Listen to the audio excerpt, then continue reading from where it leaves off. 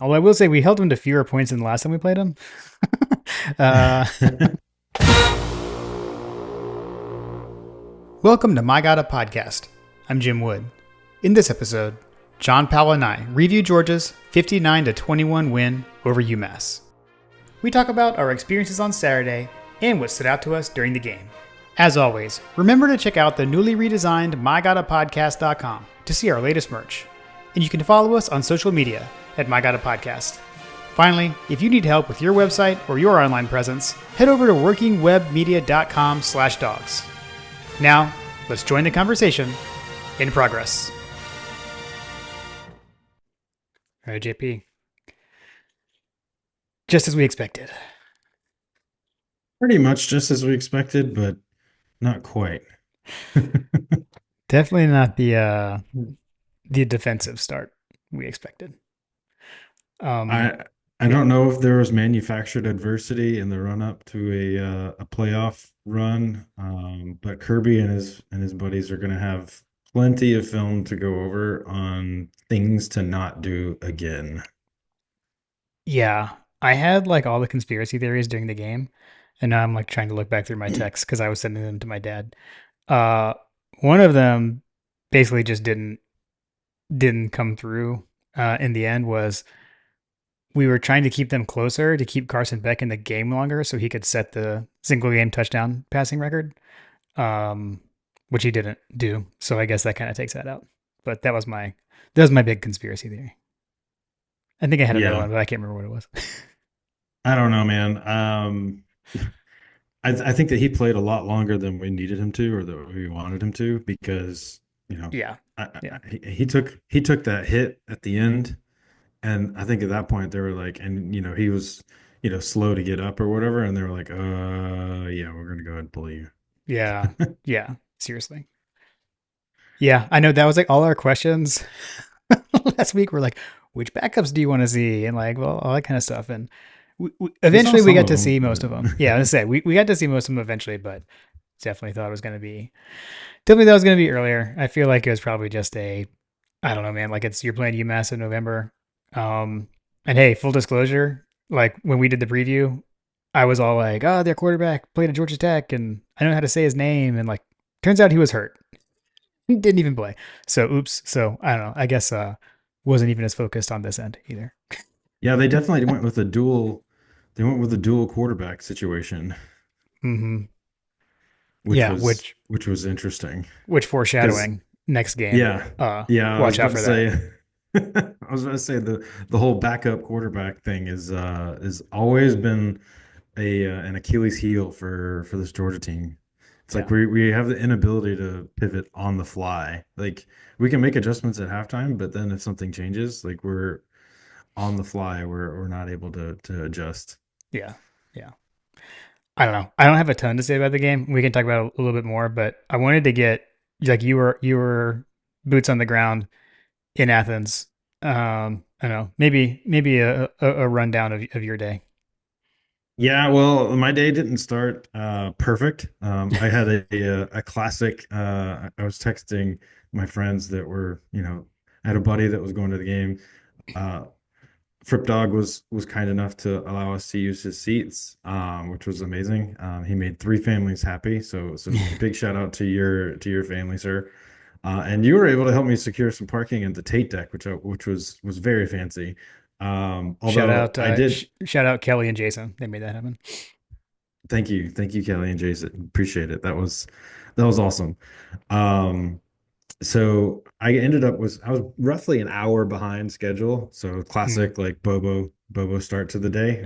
It was a slow start to the day. okay. Um, so so I got into Athens about an hour later than I wanted to, and I was racing time because I knew that I was going to be up against the clock on getting there before dog walk, Mm, which number one I was trying to get there for to be there with some my buddy that stayed in he actually got a hotel room and stayed, which was super smart, but also super expensive. But um anyway, he ended up not being able to go to the dog walk anyway because he was in line to do a signing for Trayvon Walker mm, at the library, which I thought was kind of cool. yeah. Um, but then yeah, so I was trying to get there before because I knew that they were gonna shut down traffic, and I finally turned when I turned on to when I turned on the Lumpkin, I was like, oh man, I made it. Like the buses aren't there. Like I got a straight shot to Tate, but then they had shut down the parking, so like I couldn't pull into the parking deck, so I had to wait like 20 minutes for a dog Mm, walk to kind of go, which was gotcha. fine. I just kind of found a spot to peel off at, and I wanted to sample a bourbon that I brought, just to make sure that it was good enough for what I was intending for later, which I'll get to in a second. And I sat there, had a bourbon, and listened to the radio, um, listened to the kind of the pregame stuff, and yeah, so was able to pull in Tate, and then head over to the Hug Dogs tailgate over there, to Yeah, Tate Gate, and from there the good times rolled, shall we say. Got a chance to meet up with Boss Dog. Shout out, Boss Dog. It was nice to meet. It was nice to meet you. nice. He had messaged me and said that he really wanted to meet up. So he actually won. He was the winner of the tickets that that Oh yeah, yeah, yeah. B Rad was giving away. Him and Kirby. So I guess I lost out to him, and the consolation prize was that we got to meet up in person. So Nice. it was nice to meet him and his friends, whose name escapes me right now, but it sounded like that they don't get to go to the games very often. So I was happy to lose to such a good dog fan. Um, and yeah, so that was great. And then I got to meet Gary and Paula, better known on their Twitter handles as Valkyrie Dog and Natty. But yeah, we I got to meet them. They came into town, and we hung out at the tailgate. Just had a good old time, man. It was fun. And then my brother-in-law and nephew, shout out to Caleb and Monroe. They are new listeners to the podcast, and I believe that we've sparked a newfound interest in the tailgate culture, with young Monroe. Nice. Um, he got to ring the victory bell or the chapel bell. He got to ring the chapel bell, and you know, all that stuff. I got to introduce them to some things that they had not experienced previously. So, it was a generational situation. And my neighbor who came, James, shout out to James, Bryson, and Matthew. Um, they they had been to games and they had been to a game before, but Bryson and Matthew had not been to one, and so they got to experience the full Athens thing from dusk to dawn kind of thing. Yeah. And yeah, man, it was good. Seats were great. It was a Chamber of Commerce day, as we messaged out to everyone. I don't know that the weather could have been any more perfect. I brought a jacket just in case because the swirling winds were a thing. Yeah. Yeah. Never put the jacket on. Was kind of a waste. I was kind of bummed that I wasted my hand space on that. But otherwise, you know, it was it was awesome. Great weather, perfect day. And just an overall great atmosphere. It's always good to get into the classic city and have a good time. Yeah. And then the good times rolled into the evening. It was Hug Dog's birthday weekend. I believe Dana referred to it as Huggy Palooza. Nice. But yeah, everybody went over to Hug Dog's house. Got to meet up with Dwight and Scott, Kelsey, all the crew was over there. Yeah. Matthew Key, and I got to meet Maze, who is a good friend of theirs, and they always tailgate together. Joel and his son were there. Hush Puppy, shout out F3 crew was there. Man, it was just a great atmosphere. I was finally there for one of the fireball shots, so I got Mr. Fireball. We got a birthday cheers to Mr. Fireball, and I sent him a video with it kind of dubbed up to his music, so it was fun. Nice. That's awesome. I know. I And then know. and then we proceeded to watch at Hug Dog's house. We proceeded to watch as when I got there, we were looking around. I was like, yeah, this is the scenarios that we're looking for if we don't want to make the SEC championship. And then proceeded to watch as all of the dominoes fell. Yeah, it was like all throughout the day. I know like on my end, I actually right at kickoff, I got a text from my buddy Brad that he and Adam had found you on their way into the game. Because I don't think you had met them before. I can't remember. I don't know. Maybe you had, but those are old. I They're don't old. think that I met them. Yeah, I ran into them. I look like a celebrity, minor celebrity, a D list or F list, whatever you call it, Uh, celebrity, because dude, they I think it's shouted out the G list for Georgia. the That's G what list. I There we heard that go. referred to that Bobby Wilson is a G list celebrity. I heard that once and found it to be hilarious. So I like that. That's perfect. Yeah. So they shouted out. I think it was the hat, which is, part of the reason we wear our gear so that people can recognize it. Um, Yeah, yeah, but, but yeah, so they saw me and I got to stop and meet them. We took a picture just to prove that we would run into each other. I said, "You got to send that to Jim." yeah, yeah. I got it Um, right away. I was dying. That was awesome. That was awesome. that's great. Yeah, it was fun, man. It was a good trip. I gave the Monroe and Caleb a little walking tour of uh, you know, our logistics on getting into the stadium and all that kind of stuff. Showed Mm, them the Reed Plaza and the tailgate situation over there. Because he was asking like, "What are all these tents for?" I was like, "Let me mm. explain, Yeah, youngster." nice. Uh, Then we strolled through North Campus after the game and walked up to, I had a senior moment, and I mean the senile senior moment. mhm, Um, the my my nephew and his dad are gluten free. Caleb and Monroe, they're gluten free. They actually have the celiac situation. mm, They're allergic, but anyway, the we were going to go to the taco stand, which used to be right on Broad Street, but apparently is not anymore. gotcha. Um, so that was a faux pas on my part. Didn't look at the map, but Was we ended up going to my favorite spot, which I knew that we'd be able to find something there that they could eat. We went to South Kitchen Bar. mm, yeah.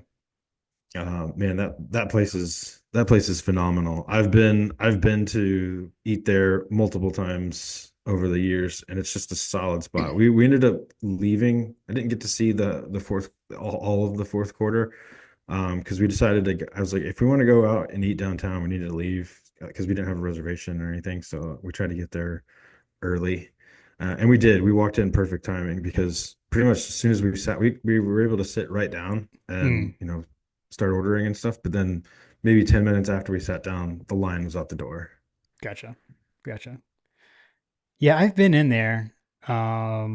I haven't like sat down and eaten there, so I still need to work that out at some point. Dude, if you do, like, I mean, pretty much everything they have on the menu is delicious. I really enjoy the burger, super basic. Mm, But the duck fat tater tots. I always say that if you see tater tots on the menu, order them. Um, The duck fat tater tots are amazing. The Brussels sprouts are like phenomenal, especially if you like Brussels sprouts, which I do. mm, Um, and yeah, the burger is fantastic. Yeah, everything they have there is good. nice. Cocktails are good, all that kind of stuff. So it's a solid spot. Well, I'm glad you had. It sounds like you had a fantastic day. That's awesome. I'm glad that that worked out and was able to bring that crew too. So that's pretty sweet.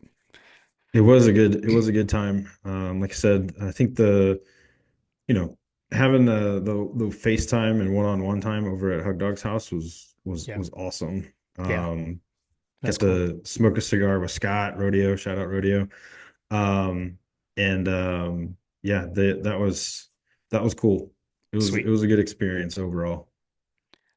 I also wanted so something I had intended to talk about on the preview episode and completely slipped my mind, but you were texting me about this and I was like, oh man, like I knew that and forgot to say it. That Saturday was senior day, which I think ultimately I think is a good thing to get that out of the way. That's why I wanted to talk about it and been blanked. Um, I feel like that sometimes kind of subdues things and don't really want that happening on Black Friday against Tech. So I know they had senior day as the game was getting going, right? Agree. Yep. Yep. Yeah. It was a good to get that out of the way. I think that does touch on the overall game atmosphere situation. Hmm. which I don't know if we want to get into that now, but yeah, I appreciate that they went ahead and got that out of the way so that we didn't have to mess around with it. The players don't have to worry about being distracted, about being with their family and all that kind of jazz, and we can just focus on beating the nerds. Yeah, yeah, agreed. But yeah, the overall game atmosphere, though, I will say that the progress that we've made on that front over the recent weeks, with the fireworks and all that kind of stuff was great. I was vibing with the music for sure.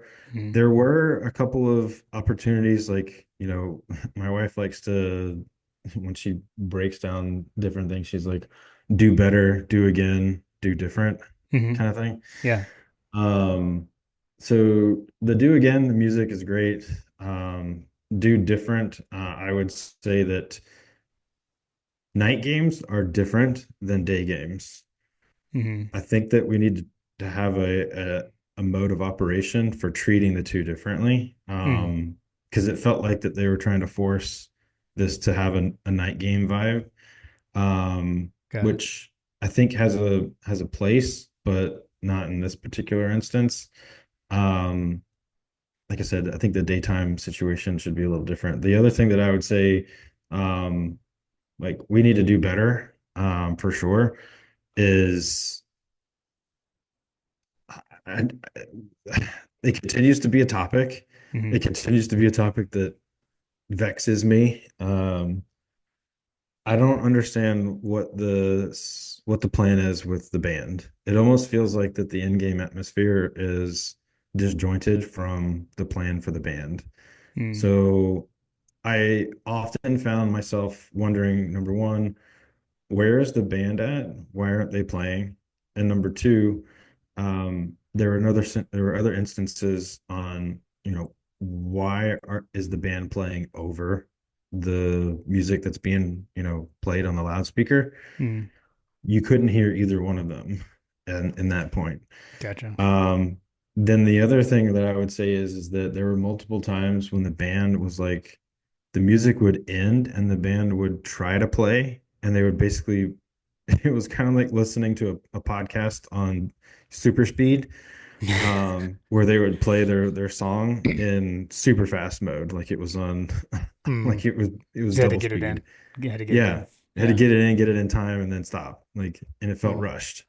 So overall, I think that the coordination between the music experience and the band experience definitely has, much like the defense, and we can talk about the game overall, but much like the defense, I think that our in-game atmosphere still has some things to work on. Got it. Yeah. Better never rests. Uh, Better never rests. always room for improvement. Okay. No, that's good. That's good. I'll watch out for that on uh next game. Okay. Shouldn't be a So problem, I feel like, in this next game, but we'll right. we'll we'll see. Yeah. Um. Okay. So yeah, the game itself. Um. I mean, hey, fast start for the offense. Can't complain Offense about looked that. great, man. Can't complain about that. Came out what touchdown every time we touched the ball in the first half. Four straight drives, if I'm remembering correctly. All touchdown passes by one Carson Beck. Uh, yeah, like I don't have a whole lot of to say about that. Looked good. Yeah, offense looked fantastic. This was a game that should have been, name your score, and I feel like the offense did its part. Um, we still had some drops. Yeah. That was still an issue. I think that if you were a Georgia fan, the pass to Dominic Lovett in the back of the end zone is probably a play, and Arian Smith later on, when he scored from 34 yards. I feel like those two plays could be plays that we, rewind and look to as like, depending on how the season goes, like those are things that we've been looking for. Like, we've had big play drops, we've had big plays that haven't worked out. They couldn't connect. I mean, you saw even Gunnar Stockton was not immune to that, later in the game when he was able to get in. We Mm, finally got to see Jaden Riddell, which is a person that I had on preseason to look out for because I've been hearing so much about him, and the Field Street Forum guys, they've been very high on him as well. Uh, I'm I think that we saw why. I think we should be seeing him more because he, as a giant tight end, large human, beat a defensive back that's very fast off the line and was able to gap him into open space, and we still missed him. Mm, yeah, So yeah, even our backup that everybody's been calling for, oh, bench Carson, like even our backup struggled to hit that wide open pass. But yeah, like I said, I think that if you're looking for some super positive stuff, payday continues to be one of the most underappreciated weapons of this offense. Dude nailed a 53-yard field goal like it was a ho-hum extra point. yeah, Um, I think that by the time he ends his career here, he's probably going to be in line for one of the top awards, one of those some of those top record holders. Um, Not sure where he's pacing at, but it feels like that he's just automatic every time. yeah. But like I said, I think the pass plays to Dominic Lovett and Arian Smith in particular are plays that I am super, super excited about for my confidence boost in Carson Beck's ability to trust his receivers. Yeah, I agree with that.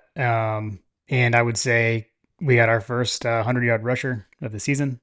Yep, I was just Nate about to hit on Nate Frazier going that. over 100 yards. I thought he looked good, and we saw we saw the young pups get in there. We saw Peanut. Uh, hmm we continued to see Bowens, and he looked pretty good too. I thought so.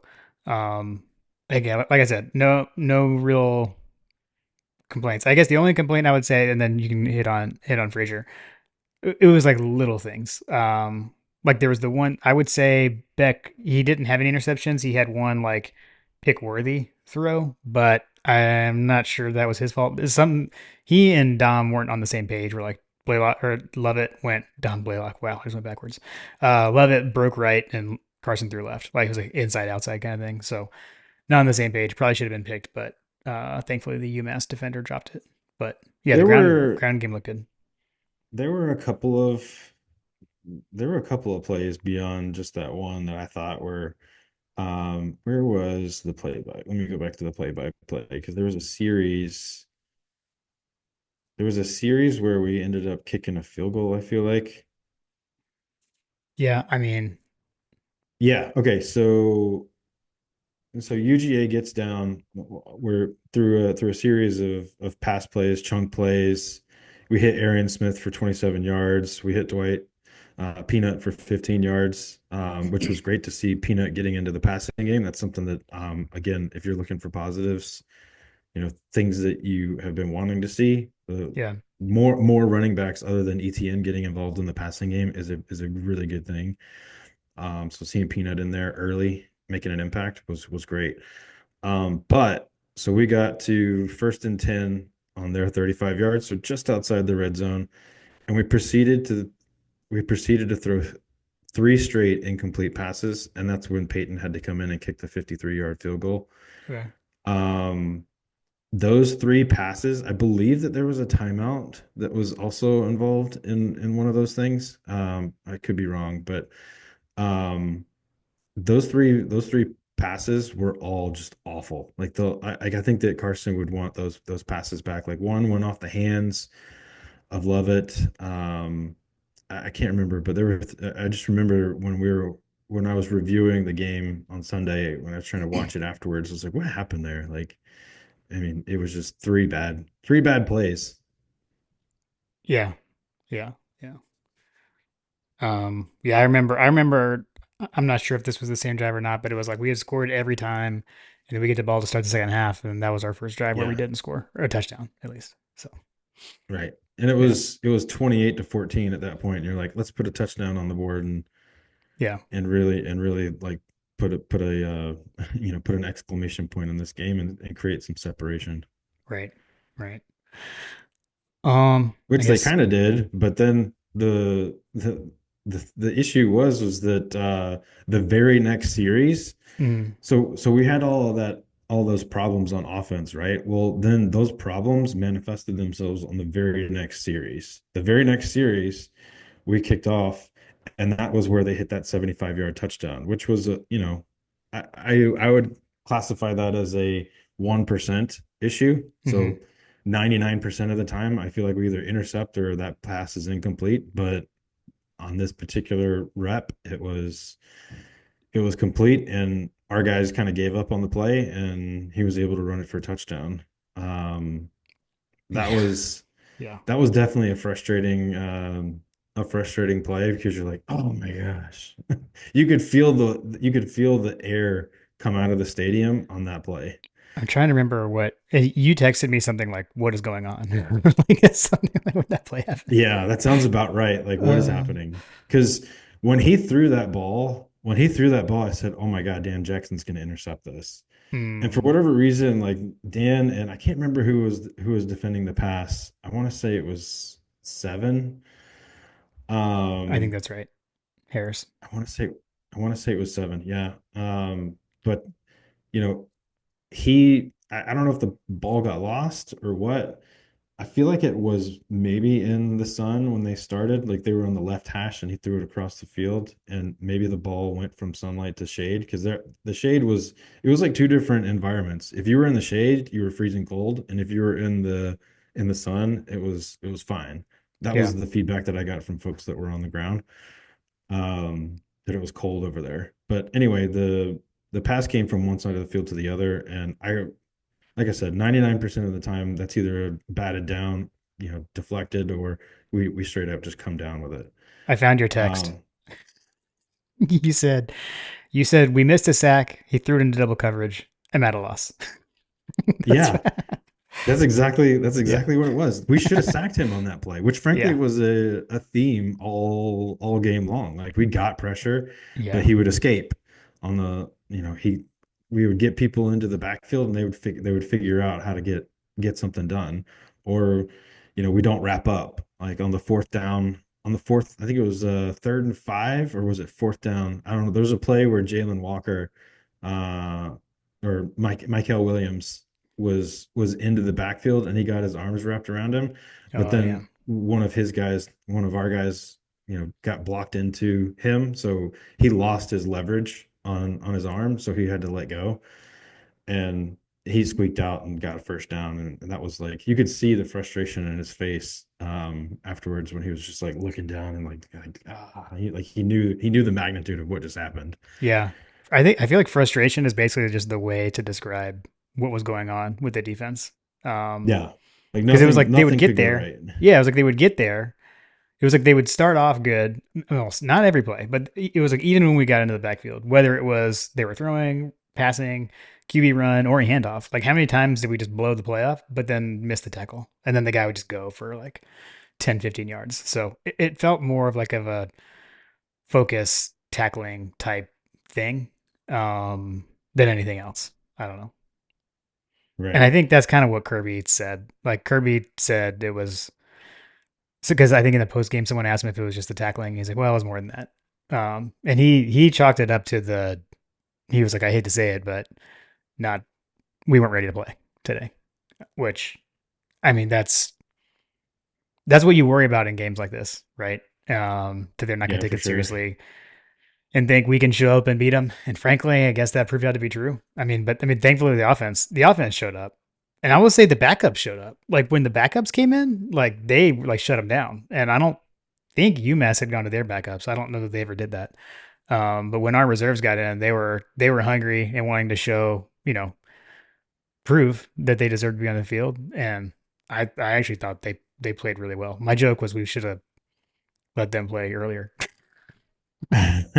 Yeah, that's what you're looking for. You're looking for those guys to come in and be hungry and be ready. Next man up mentality. So, Yeah. when you finally get into the game, you want to make an impact. And, dude, the future is bright. I think that something that we all need to just, I think we talked about this earlier in the season, but there is just a lot of youth. There's Hmm. so much youth on this team right now that the fact that we're operating at this level is still pretty awesome. Like we've got true freshmen running back, we've got true freshmen, safety, we've got true freshmen all over the field that are playing. We've got sophomores that are making big impacts. We've got, underclassmen that are just, unexpectedly coming into their, into their own right now, which are some of it's due to injury, some of it's due to performance issues from guys that should be playing better. Um, but the future is definitely bright. Dude, Chris Cole is going to be an absolute monster for us. And I Yeah, think that he probably would be playing a lot more if we didn't have other players that were ahead of him. yeah. Stupid score was nice. He's always around the ball. The joke is that he's got a nose for the ball, like that old coachism or whatever. Hmm. Um, he's shown 2 weeks in a row that he can be right there. Yeah, yeah. Um, I found the series, and I think that this is what kept the lifeblood going. It was that fourth down. So there was a series after we had scored a touchdown to make it 21-7, and we proceeded to, they got a few first downs, but then we got them in, they got into our territory, but they were well outside of the field goal range, and we got them into 4th and 5, and Harrison was able. That was the fourth down where he was able to escape the pocket and ran for 10 yards for a first down, and they ended up scoring a touchdown on that, and that put it 21-14. And I think that that was the spark that they needed to kind of try to hold on and yeah. made things tough for us. And that's where I think that Kirby had a come to Jesus moment with the guys, and was like, we need to nut up, guys, because we're getting run out of the stadium. I mean, they ran the ball down our throats. I mean, I saw a stat. I think it's the most yards rushing against Georgia since we played at LSU in 2018. So that's crazy. That's crazy. Yeah, this team is And not used to getting run on like that. no, and should not get run on like that by a team with the talent discrepancy. That should not happen. So The only thing that I'll say that was maybe we didn't, give enough credence to, and I think we joked about it on the preview, but British Bulldog and I have been talking about the new manager bounce, yeah. and I think that that definitely was happening. There was definitely, I mean, that guy was, I don't know, he came to play. Oh yeah. Let's just say it that way. I remember that there was that one play that they had on the goal line where they had a tight end move in motion, and he ended up stopping and going under center and taking a direct snap for a Yeah. for a touchdown or first Yeah. down. I can't remember. I think it was for a touchdown. I think it was for a touchdown. Yeah.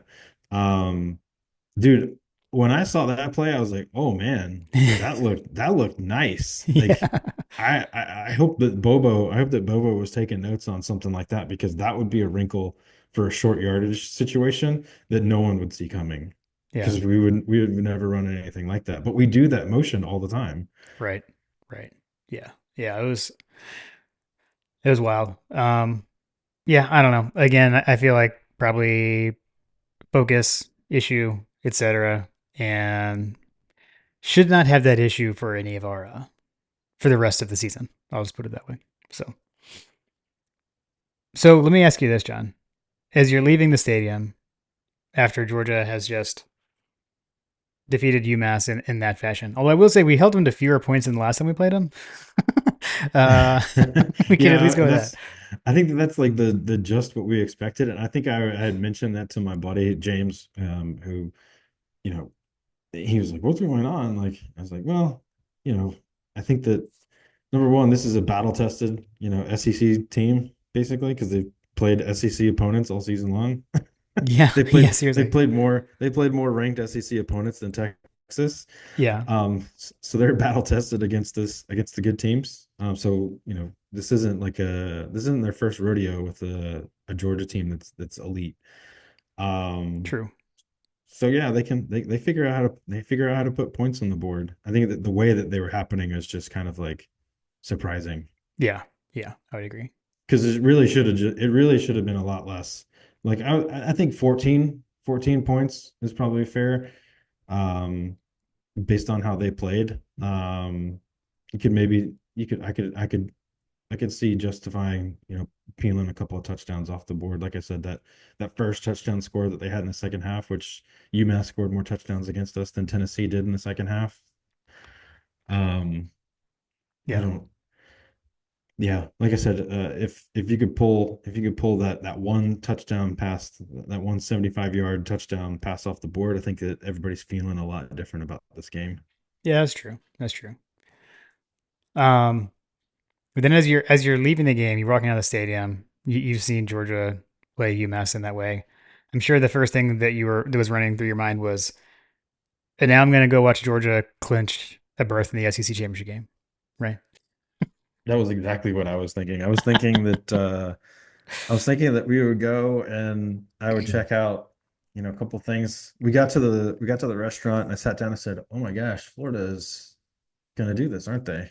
Yeah, yeah, yeah. And Actually, then let's hit quickly, and then we can kind of pivot into the what I guess the related thing. So I was just gonna relay it to Coach Showbill. So on the over unders, let's see. I went 6-2. You went 4-4. I slightly extended my lead, but then in the pick'em games, I went 3-2, and you went 4-1. So shout out Coach Show for sending us all that and tracking it. But I guess the other thing, what I wanted to point out is you picked Florida to beat Ole Miss. I did not, but you picked that. And then I, after much consternation, picked Oklahoma to beat Alabama. And the funny thing about that is, if you look at the picks that Coach sent us, the home team won in every single game. So, it's hard to win on the road in the SEC. yep, exactly. That's exactly why I voted for those victories. Brett Venables, I feel like, was in a situation where he needed to spike the football on someone. Um, Dude, Billy Napier, I, I'm kind of worried about Lagway moving forward. It'll be interesting to see what that looks like in the future. But dude, Lagway seems to be what they need. They have exceeded what I thought they could do against the schedule they had. I'll say that. Yeah. I Um, wonder if there are folks in the building in Gainesville that are second guessing why they didn't play him to start. yeah, yeah. Also, like on the Ole Miss side, man, it's like I feel like Lane played a dangerous game when he openly admitted that they had planned their entire offseason and season around beating Georgia. When Hmm. you outwardly put that much stock into one game, I think it's hard to. It's the opposite of what Kirby's been saying, right? Like Kirby's like, we're not going to ride this roller coaster of emotional up and down. We're gonna. It is, the season is a season, and we're going to be even keel throughout it. I think Lane took an exact opposite approach, and it got them that far. It got them to where they were right there. But then they had this emotional. I mean, they had a week off after that too. So they beat Georgia at home, had this huge emotional high, have an off week, and then that happened to them again at Florida this week. So I don't know. I think that's a dangerous game when you put that much emphasis in one single regular season game. Yeah. So I guess I'll kind of compare it to, two different approaches. You have the approach where Harbaugh, after he got his absolute, you know, after he got absolutely rocked against Georgia in the Orange Bowl, I think that they said that they created a mantra around their entire season the next season in which they won they won the championship, which, would probably also extend to some cheating. Um, but basically they pulled out all the stops and had their team go through the mentality of, the Georgia team, Yeah. being dominant in the fourth quarter. And like that kind of approach works. But if you just like, all right, we're definitely gonna just beat these guys. I feel like that's giving me Mark Richt vibes, versus Florida, where like, we just basically focus on that one game. Right. Right. Um, but I mean, is anybody surprised? I mean, I kept thinking back to when we had Hunter on, and he was talking about it's feast or famine with Ole Miss and specifically Lane Kiffin. Um, Dude, you went out and bought a roster. You bought a team that can compete. You bought a team that beat the crap out of what I would say at this point, looking backwards, is just a hobbled Georgia, hmm but definitely we should have put up more of a fight either way. And then you went out and you were basically you were in the driver's seat of making the CFP, and then you completely laid an egg against an inferior opponent. Yeah. Yeah, man. I think that there was a lot of questions asked, and I saw some like videos afterwards, like some players like going after fans, like the Ole Miss players as they were leaving the stadium or whatever. That was the guy that transferred from Florida.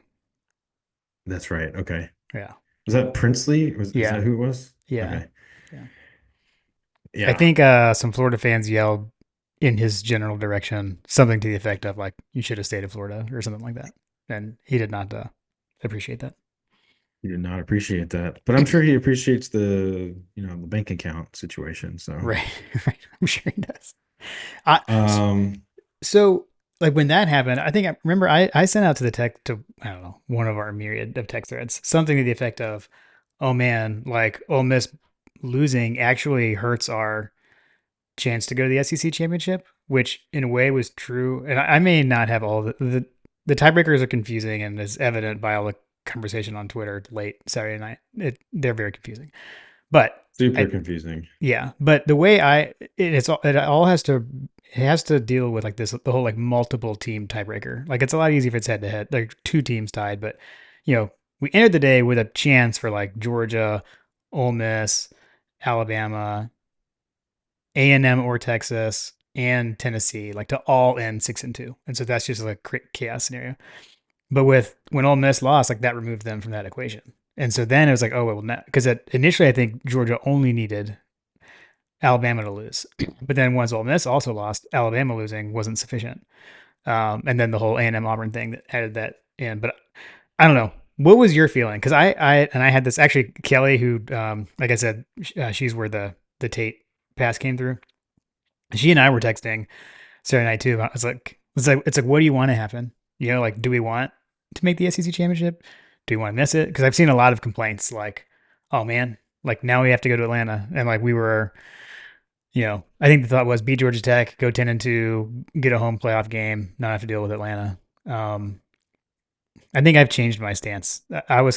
We always joked the third in the SEC was the best, but I don't know. I'm definitely seeing some. There's definitely a big upside of winning the SEC championship at this point. If you look at some of the potential brackets out there, like Georgia wins the SEC championship, you're number two, and you could have a much easier playoff path than not being one of those top four seeds. Yeah, I agree. Um, yeah, I don't know, man. It's crazy to me that there's so much chaos still left on the table. Like Yeah. we were talking about that. I was trying to talk to some of the donor guys about hey, what is the football program communicated to everybody? And I mean, basically all they've done is send out, do you want to order these tickets and how much they cost and all that kind of stuff. But like nobody's talked about like the logistics and all that kind of stuff. But Yeah. I think that I think that it's just crazy to me that there's like you won't know if you're hosting a game until what the Saturday Sunday after the conference championships. And at Yeah. that point, you're asking an operations staff whether it's UGA or not. Like if it's I keep thinking about the smaller schools, like a Boise State. You're Mm, asking a Boise State to, scramble the last minute to figure out how to execute a playoff game on what 3 weeks notice. yeah. Yeah. Sounds right. I Two, think December two, two, 20th ish, I think is when those first games are. yeah, so like maybe 2.5 weeks, something like that.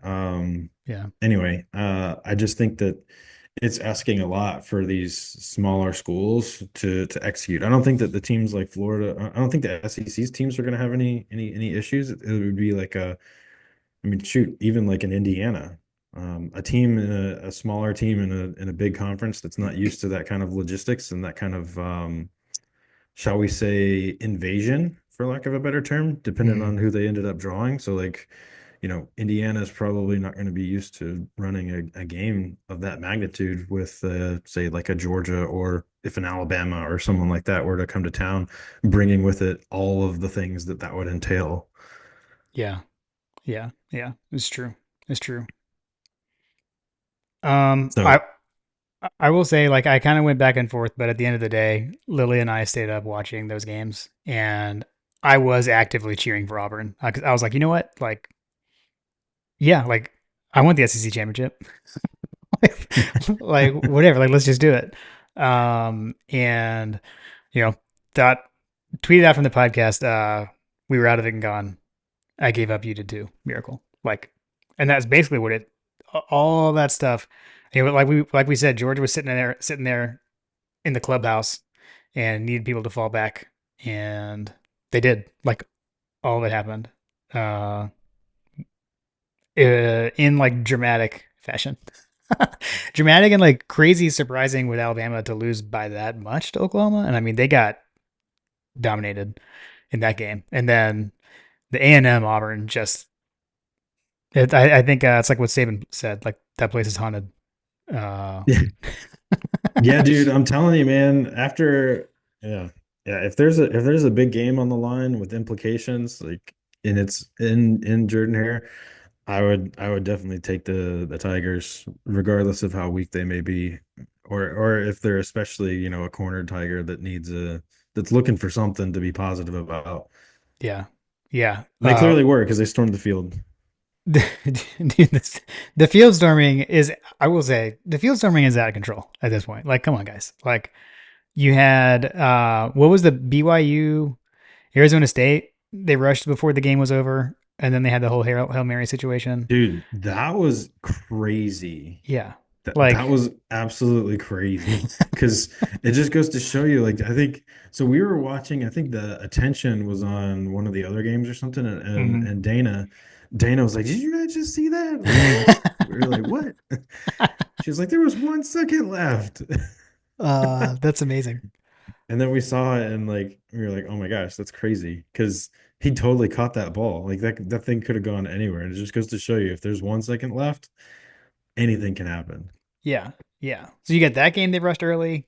Auburn, or no, Oklahoma didn't. They went on early and they had to clear everybody off so they could take a final knee.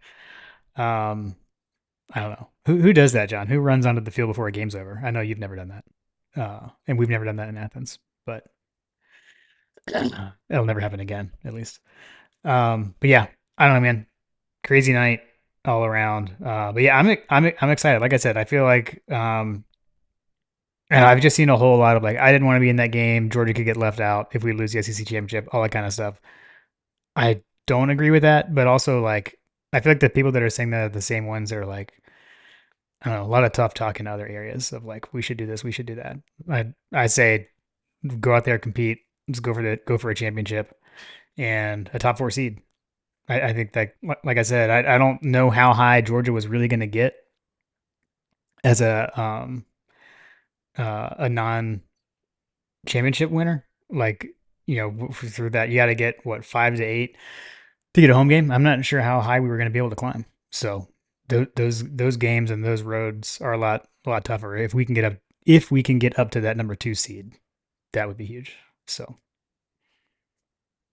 Yeah, I guess it's all going to depend. Do you have a where do we stand? Who's so we got Oregon at the top, right?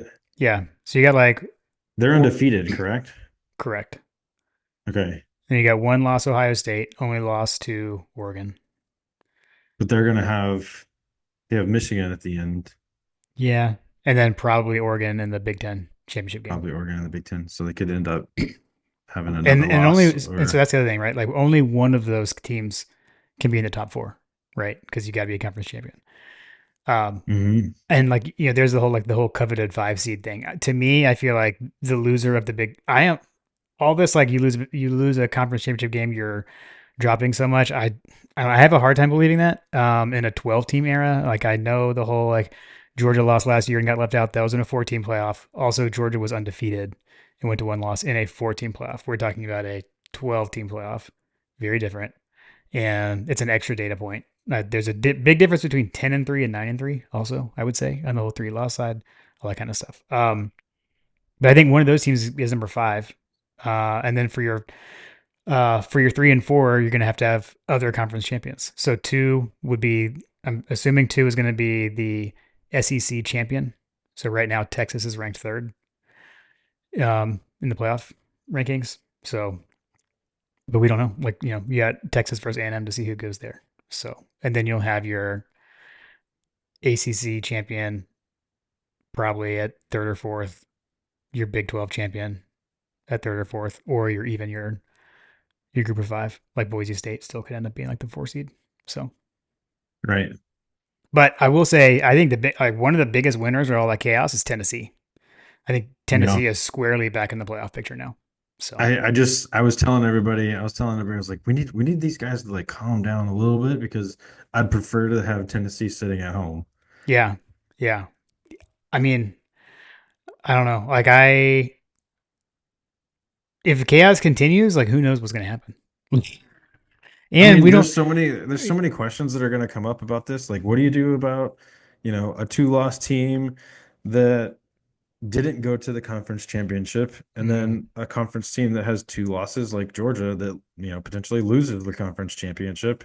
yeah, And, you know, who gets in? Who gets in? The two-loss team that, you know, like let's say Ole Miss or something like that. You know, they have two losses. You know, do you put an Ole Miss team that beat Georgia in? Like, I right. don't know. Yeah, I just the scenarios for a three-loss SEC team getting into the CFP, in my opinion, are eroding quickly.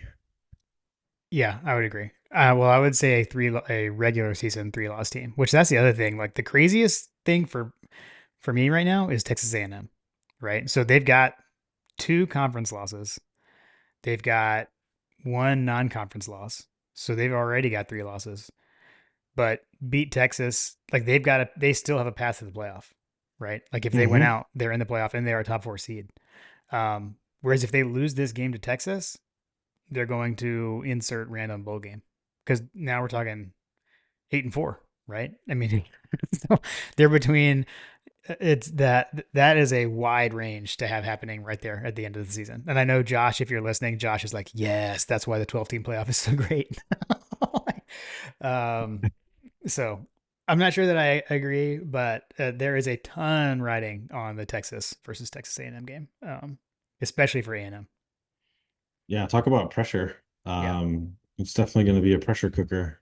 You know, we went from didn't we go from like a week ago where we felt like that the Texas Oklahoma game or Texas A&M game like kind of didn't matter Mm, yeah. because the way that it had all the favorites ended up winning, then they both if A&M beat Texas like they were in, and even if they lost to Texas they were both in or something like Yeah, it was that. going to be like there was a very high likelihood of getting like a Texas versus Texas A&M rematch in the SEC championship game. So, Yeah. yeah. So it wasn't going to matter for the conference at least. Yeah. As John likes to say, that this is why they play the games. Yeah. Yeah. Yeah. All right. Well, I don't know that I have much else on that. It was a wild weekend. Uh, It was. I know It as someone was. who enjoys chaos, I'm sure you enjoyed Saturday night. There was a lot of chaos. It was hard to keep up, man. I found myself looking from one screen to the next. Like I was like, oh my gosh, did they win? Did they win? Like Penn State looked like that they were going to wet the bed too. Like even they Yeah. were within a whisker of going down, Yeah. which would have further solidified, you know, other teams coming up. So, you know, I guess that you know, an age old adage of, you know, even from the BCS era, when you lose your game also tends to matter the most. So Yeah. I feel like that if you are a conference that is looking to schedule games, we probably would want to front load and not have so many conference games going into going into November. But maybe that's just me. Mm. Um, if you were trying to game the system, that would be how I would do it, is to stack the schedules as much as possible to front load so that you had time to recover. Because that seems to be what's happening right now is like some teams are getting penalized more than others because they just like where else do you go from here? You know Yeah. what I mean? Yeah. And I'm telling you, I know Jim, you added the caveat on my comment the other day, but even if Georgia loses in the SEC championship game, I still don't think that they're going to put us in the CFP. But I know that your mileage may vary greatly on how you feel about that. I just don't see a three-loss SEC team making this thing. If Georgia beats Georgia Tech, Georgia is in the playoff. Period. That's my statement. I hope we don't find out. I hope we don't find out. I hope we beat Georgia Tech and We're not going to find out, Jim. we Knock win on the your SEC, head. and so it's not gonna matter. Yeah, I'm not gonna win, and it's not gonna matter. But I'm telling you, man, a 10-3 team is very different than a 9-3 team. That's all I'm gonna say. Okay. All right. Well, I definitely personally am. I'm gonna turn the page mentally, and I'm not worried about the playoff at all anymore. That's gonna come later. The SEC championship is gonna come later. Uh, my focus is on the enemy. My focus is on Georgia Tech now. We get an extra game. We have another night game coming up. Enjoy it, soak it up. It's the last home game ish. Last home game ish of the season. And yeah, we've got more on the horizon. The good news is we've got more football to play. Yeah, for sure, for sure. Awesome. Well, it was great. Appreciate your family for, helping us get everybody to Athens. Like I said, three families were made happy in that scenario. And happy birthday, Hug Dog. We're going to run it back on Friday. And I'm looking forward to it. Love it. Yeah, man. Go dogs. Go dogs.